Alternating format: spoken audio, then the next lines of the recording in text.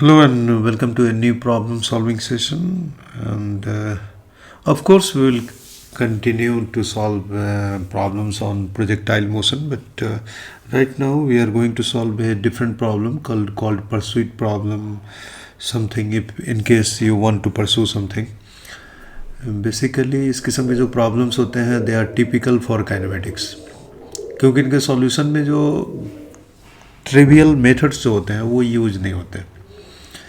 इस मेथड में इसमें कुछ एक वेलोसिटी ऑफ अप्रोच का आइडिया होता है जिसके बारे में मुझे डाउट ही है कि मैक्सिमम लोगों की स्टूडेंट्स की समझ होती है उतनी। So there is a problem.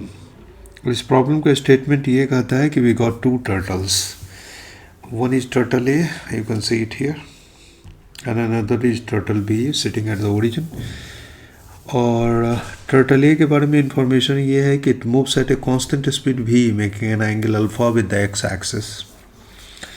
Axis you can see, और alpha angle fixed angle alpha पर ये मूव करता है कांस्टेंट स्पीड v से।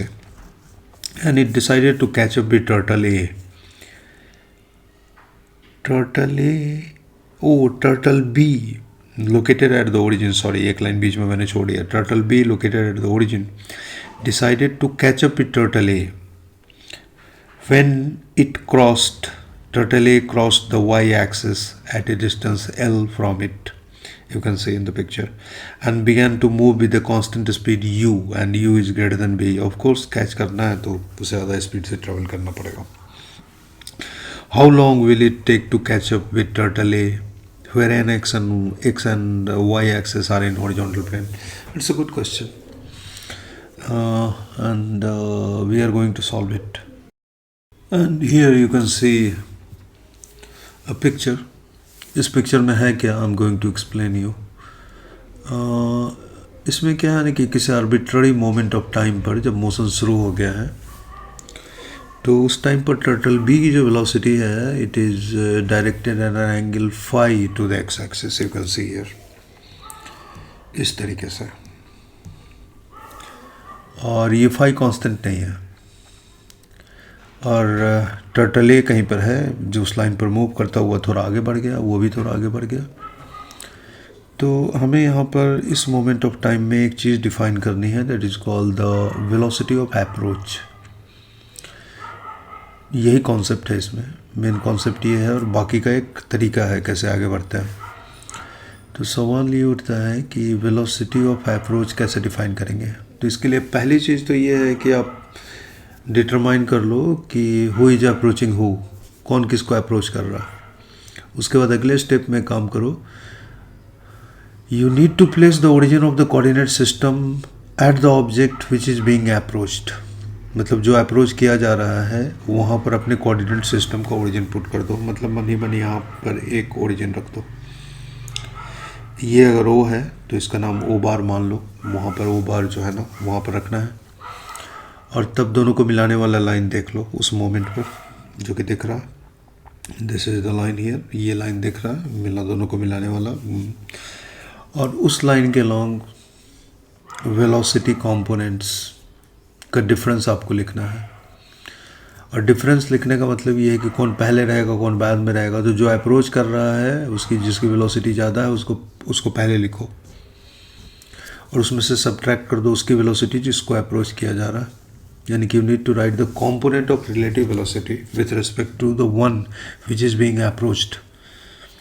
और इस केस में ये जो वेलोसिटी ऑफ अप्रोच होगा, कुछ नाम रख देता हूँ भी approach, that will be definitely you, जो कि अप्रोच कर रहा है उसकी वेलोसिटी, माइनस जो अप्रोच किया जा रहा है उसका उस डायरेक्शन में, जिस डायरेक्शन में अभी जो दोनों को मिलाने वाला लाइन है उस लाइन के लॉन्ग जो अप्रोच किया जा रहा है उसकी वेलोसिटी का कंपोनेंट लिखना है। तो इस कंपोनेंट को लिखने के लिए ये एंगल चाहिए होगा हमें, और ये angle is definitely phi minus alpha, sorry या फाई माइनस अल्फ़ा, और what is this, yes phi minus alpha. So आप इसको लिख सकते हैं,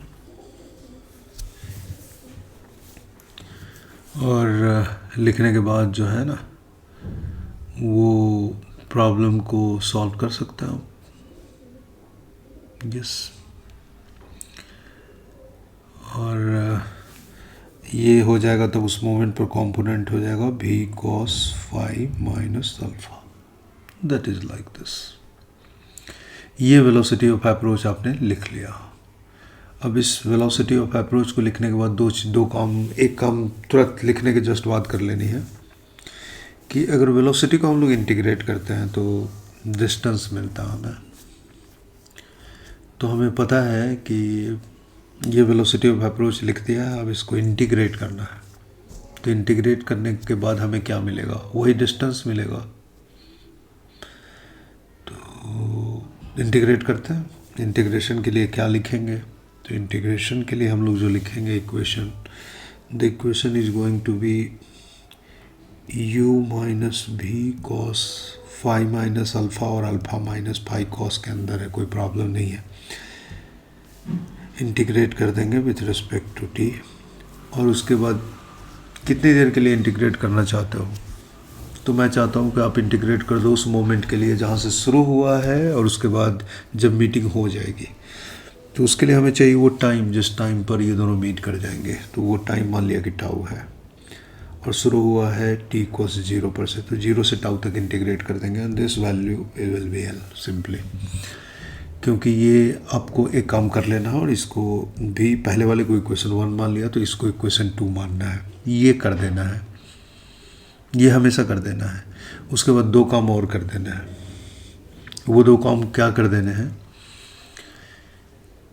कि जो मीटिंग पॉइंट है हमें नहीं पता कहाँ है, लेकिन जो मीटिंग पॉइंट है उसका x और y कोऑर्डिनेट लिख देना। अब सवाल ये उठता है कि मीटिंग पॉइंट का x और y कोऑर्डिनेट कैसे लिखेंगे। तो जो अप्रोच किया जा रहा है उसका जो x कोऑर्डिनेट होगा, किसी जब मीट कर जाएगा तो मीट करेगा कितनी देर के बाद, टाउ टाइम के बाद। तो वो टाउ टाइम के बाद उसका x कोऑर्डिनेट क्या होगा। तो स्टार्ट तो किया है यहाँ से, सिंपली शुरू में y एक्सिस को क्वेश्चन के स्टेटमेंट में है, ये यहाँ से स्टार्ट किया है। x कोऑर्डिनेट उसका क्या होगा, तो उसके बाद तो सीधे इसकी वेलोसिटी का जो x कंपोनेंट है ये भी कॉस अल्फा है जो कि बदल नहीं रहा है, और टाउ टाइम के बाद उसका x कोऑर्डिनेट हमें पता करना है। तो जो अप्रोच किया जा रहा है उसका x कोऑर्डिनेट हमें पता है, that is v cos alpha into tau. अब जो अप्रोच कर रहा है वो भी तो ओरिजिन से स्टार्ट कर रहा था, लेकिन उसके लिए उसका स्पीड u तो कांस्टेंट था, but this phi was not constant, phi was varying. कोई बात नहीं है, दोनों के x कोऑर्डिनेट इक्वेट करने हैं लिख करके हमें, तो हम इसको इंटीग्रेशन के फॉर्म में लिखेंगे। Of course integration of v dt is length displacement, तो लिखेंगे हम ओरिजिन से स्टार्ट किया, इसका x कोऑर्डिनेट क्या होगा, इसके लिए इसका x कोऑर्डिनेट निकालते हैं, that will be u cos phi, और इसको इंटीग्रेट क्योंकि फाई इज चेंजिंग, सो इसको u cos फाई dt का इंटीग्रेशन बिटवीन 0 टू टाउ ये लिखना पड़ेगा। This is the equation. x coordinate दोनों का इक्वेट कर दिया, अब y कोऑर्डिनेट इंटीग्रेट कर दो। उसका y कोऑर्डिनेट तो simply v sine alpha into tau होगा प्लस l भी होगा, क्योंकि शुरू में l डिस्टेंस पर